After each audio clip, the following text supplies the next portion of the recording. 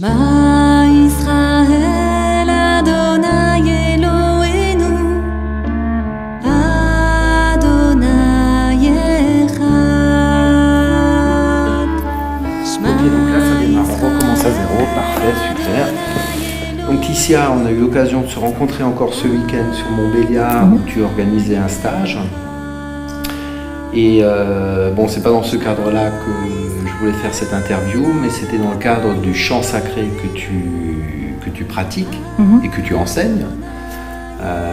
J'ai eu l'occasion d'utiliser quelques extraits de tes morceaux que j'ai sur ton album, ton premier album, sur différents films qui sont diffusés sur la chaîne, parce que j'adore, parce que ça me fait vraiment vibrer.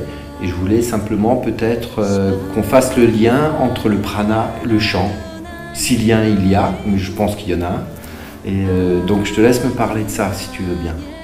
Alors, d'abord pour faire le lien, j'aimerais d'abord te parler un petit peu de ce que c'est le chant, en tout cas de ma vision de ce que c'est. C'est pas juste l'expression de deux cordes vocales qui vont vibrer ensemble. Le chant, c'est le son qui vient de nous. Et ce son-là, finalement, notre voix, c'est la signature vraiment de ce que nous sommes. Donc la voix, elle porte finalement toutes les informations que nous avons, nous, toute notre histoire aussi. Et la voix, c'est vraiment notre identité. Et cette identité-là, à travers l'expression vocale ou l'expression simplement de la communication qu'on peut avoir avec les autres, c'est très très important parce que dans le chant, il y a plein de paramètres qui rentrent en ligne de compte. Et je viendrai après sur l'énergie. Il y a à la fois le corps, simplement le corps, parce que dès qu'il y a des nœuds, dès qu'il y a des tensions dans le corps, que ce soit musculaire ou autre, forcément le son ne va pas s'exprimer de la même façon, on ne va pas être traversé de la même façon non plus par le son, et on ne va pas pouvoir redonner quelque chose de correct. Après, il y a tout ce qui est le système énergétique. On peut parler des chakras, on peut parler des difficultés à s'exprimer dans notre vie, où on n'a pas osé dire, où on n'a pas dit, où on a mal dit. Toutes ces freins en fait qu'on a pu se mettre aussi dans la communication, on va les retrouver aussi dans le chant. Donc ça aussi, c'est à travailler, c'est à transcender. Et puis on a toute l'expression qui vient du ventre, parce qu'on chante en fait avec son ventre, on ne chante pas avec sa tête, on ne chante pas juste avec sa gorge, c'est vraiment l'expression de cette énergie-là et tout le souffle en fait qui va avec, et le travail du souffle est capital. Ce souffle-là, ça donne vie au chant. Et le souffle, Dieu sait que c'est relié à la vie, c'est relié aussi aux grandes forces de l'univers, on peut vraiment voir large dans cette notion de souffle, et du coup je le marie beaucoup avec la conscience. Comment je positionne ma conscience quand je chante, et surtout quand je chante pour le divin? Le chant sacré, pour moi, c'est une expression qui est très vaste, qui est très ample et qui donne vraiment de l'expansion à ce qu'on est. Quand on chante pour le divin, on chante pour quelque chose de plus grand que soi, finalement, mais quelque chose à la fois qu'on porte aussi en nous. Alors, c'est pouvoir arriver à exprimer à l'extérieur ce qu'on ressent à l'intérieur, ce que nous sommes vraiment, et le dédier en plus au divin. Ce qui me semble intéressant, c'est de mettre aussi ce qu'on est dans ce chant. C'est pas d'avoir un chant qui soit neutre et dépourvu de notre identité, c'est de teinter le chant, l'expression chantée en fait de ce qu'on est. C'est-à-dire que le chant, en fait, ça va être l'expression vraiment de moi-même offert au divin. Donc c'est vraiment comme ça que je le sens, avec tous les paramètres que je t'ai cités tout à l'heure et qu'on peut travailler et qu'on peut largement améliorer pour que finalement ce corps et tout ce qu'on est soit au service de l'expression de soi.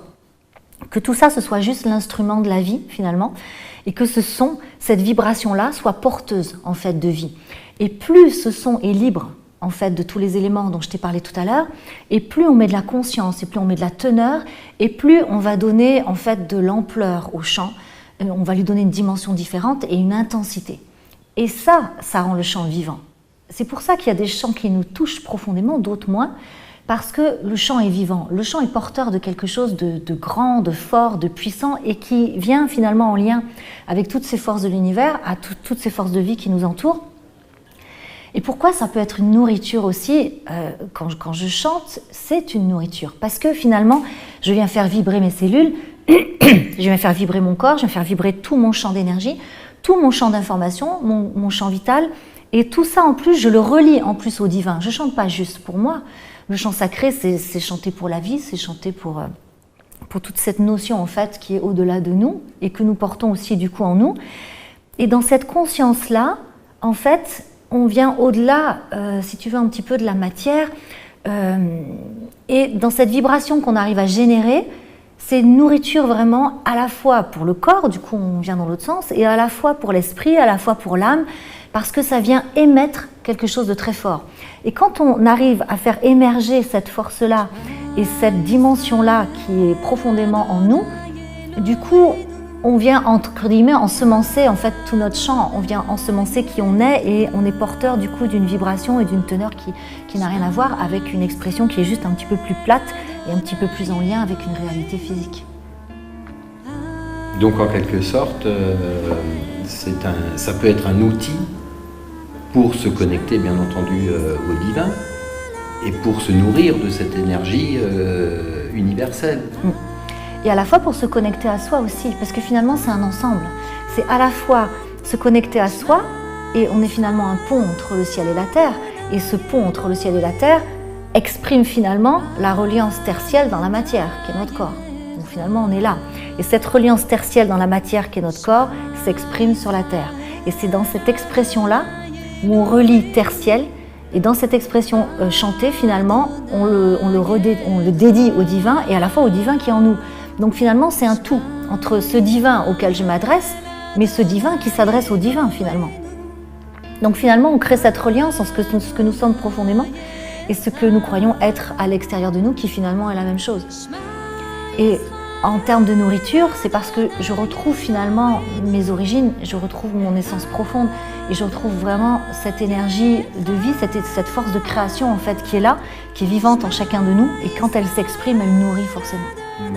On en est un peu sur les mêmes bases que dans beaucoup d'approches, c'est-à-dire je pense que... Enfin moi j'ai remarqué ça en chantant avec toi, c'était pas ce week-end mais l'année passée quand on a fait un stage ensemble où on avait, c'était pas un stage de chant mais c'était un petit atelier. On a fait une soirée. C'est vrai que ça ancre, c'est vraiment un ancrage.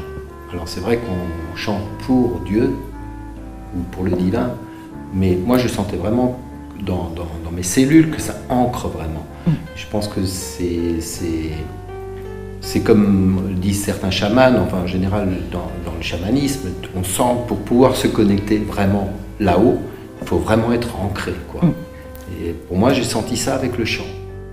C'est exactement ça, et je le reprends souvent, cette image d'ancrage, parce que pour moi j'aime beaucoup cette image de l'arbre, en fait avec cette terre. Si on a une terre qui est fertile, si on a une terre de bonne qualité, qui est aérée, qui est nourrie, qui est riche, on va pouvoir avoir un arbre qui va pouvoir s'épanouir, qui va pouvoir donner des belles feuilles, des belles fleurs et des beaux fruits. Et tout ça, c'est un ensemble. En fait, finalement, on revient toujours à cette notion d'unité, où dans le chant, on n'exprime pas simplement la voix chantée, mais on exprime tout ce qu'on est en unité avec ce qu'on est, et finalement en unité avec le divin qui est à l'extérieur et avec les forces de l'univers. Donc finalement, tout ça, ça fait un. Et cet ancrage-là, finalement, c'est le lien entre cette matière, ce corps incarné dans la chair, qui finalement expand son expression jusqu'au divin. Donc finalement, on crée le pont entre la matière qui rejoint le divin. Ben, c'est super. C'est bien, c'est comme fin, ça. Donc ce que je ferais, c'est que je mettrais en musique de fond sur l'interview un des morceaux de ton album, si tu es d'accord. Et je mettrai donc sur le descriptif de la vidéo le lien de ton site pour que les personnes qui ont envie de découvrir ton album puissent te contacter pour éventuellement l'acquérir. On fait ça. Ouais. Alors tu sais que j'ai deux sites, hein. J'ai Odaya et j'ai Titia Louis. Odaya, c'est le site qui est dédié au chant, mais en passant par Titia Louis, on peut retomber sur l'autre site. Donc tu mets celui que tu veux. Tu voulais dire un truc encore? Non, c'est bien. Merci beaucoup. Avec plaisir.